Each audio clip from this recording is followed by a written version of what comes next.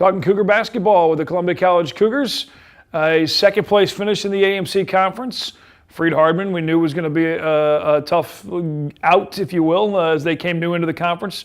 They made it all the way to the title game. It certainly brings a lot of respect to this AMC Conference. Played in the national championship game, lost a heartbreaker to Oklahoma City. And really, Oklahoma City was kind of the surprise down there. Number 2 seed that really I don't think a lot of people looked at as a real threat to win the national championship this year. And just played great basketball at the right time and had a great ball game with Freed Hardman to win it. And Freed Hardman, finished second in the country. It's good to have a rep of the AMC Conference in there, and also in some regards a huge measuring stick. I mean, you look at the game, with the exception of the big loss to them early in the year, but the last two in the home game losing by a bucket, and then the title game was also a dogfight as well. There are no moral victories here, okay? No moral victories. Coaching is such a black and white world. Yeah. I think that's one reason I love it, though. You win or you lose. Sure. There's no ties. You don't kiss your sister in basketball. It's black and white, and I think that's something from my standpoint I enjoy. I think it does tell you where you're at with your program, though. But sometimes those last 2 or 3 points are big ones to make up. And yeah, it makes it even more hard when you look at you go, how do we only hit 1 3-pointer? Come on. And why won't anybody ride with me to the store? Come on. Ashley Fisher, scholar athlete honors as well. I want to make sure we got that mentioned in here. That's obviously a big part of the program at Columbia College, is not just what they do on the court at Southwell Complex, but in the classroom as well. Well, Fish, what we call her, was a scholar athlete in women's basketball. Really unique situation. Ashley will be finishing up next year with her senior year of playing basketball. When she graduates next May, she will have her master's degree. Leave here that way.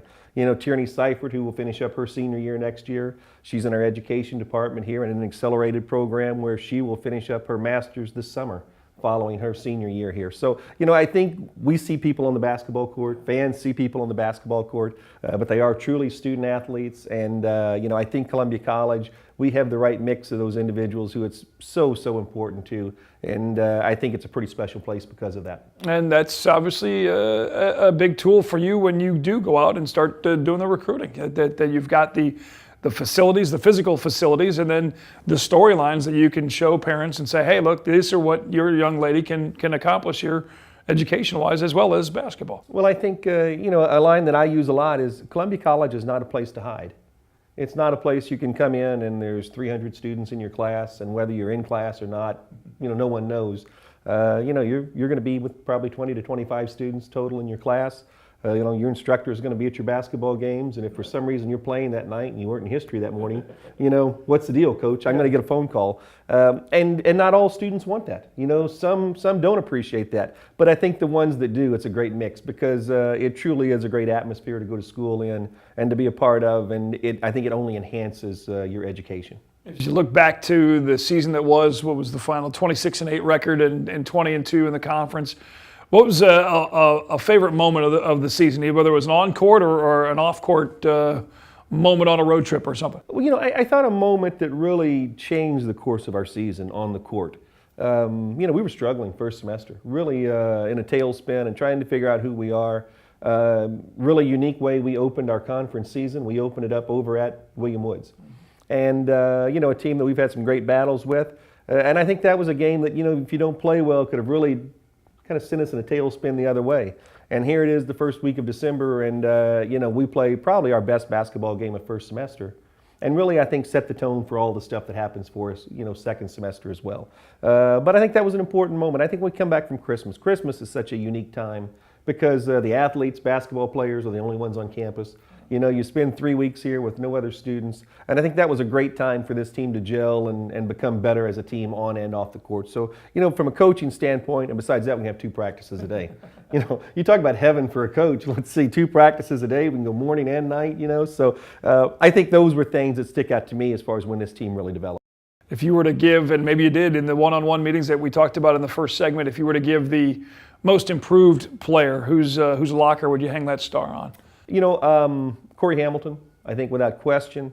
The national tournament game, I think, was really a game when, I told her yesterday, I said, I may have cost us that ball game as a coach because, I played you 20 minutes and in watching the film, I should have played you 30 minutes. because she really played at a high level and high energy. And I think her improvement from last year to this year was immense. Our meeting a year ago, we talked about that, and she really spent the month of April. You could see her in the gym every day. And I had a great surprise this morning. We have these meetings yesterday.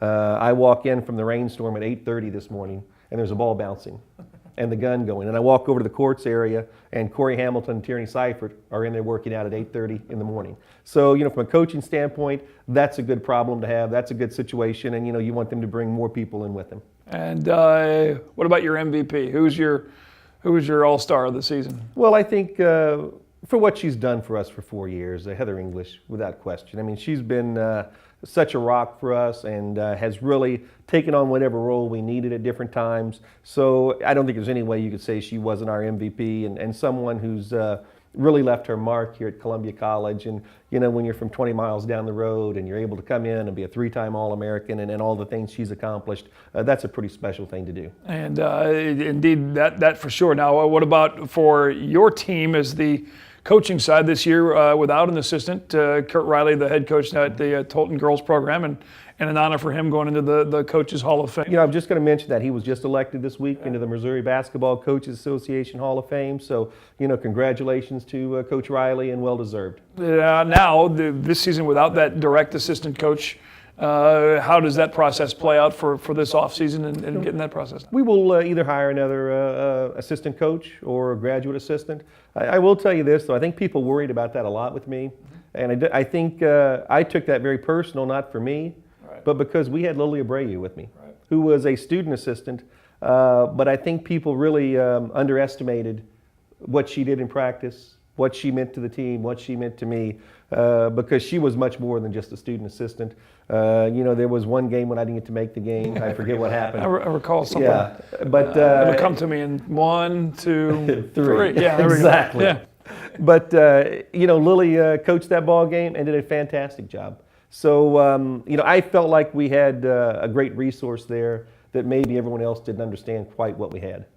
And what is your favorite thing about being a coach as far as the off season is concerned? Obviously, as you mentioned, there's still shoot-arounds and there's still workouts and you're still with the players and organizing them towards either graduation or into the off season here. But what's your favorite part about the non-season of being a basketball coach? Well, I think one thing with basketball, and especially at the college level, you're really putting a puzzle together.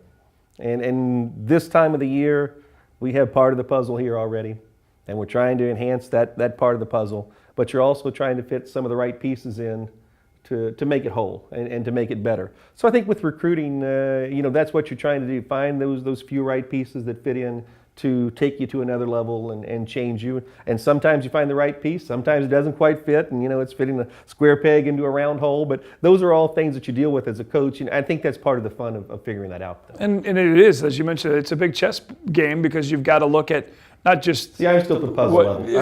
I'm not a chess player. I'm a 12-piece puzzle guy.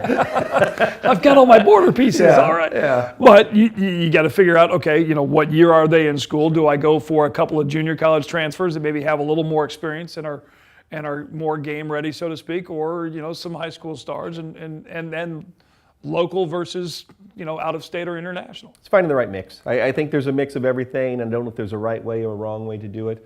I think each year is different. Each team is different, and it only takes one player being different to have an entirely different atmosphere and just the way everything does work. Well, good luck with the rest of the recruiting process and the offseason. No driving, no sharp objects, Yep. no loaded weapons. We got them. We're good. Thought about bringing some bubble wrap and dropping it off in your office. Coach, thanks for your time again.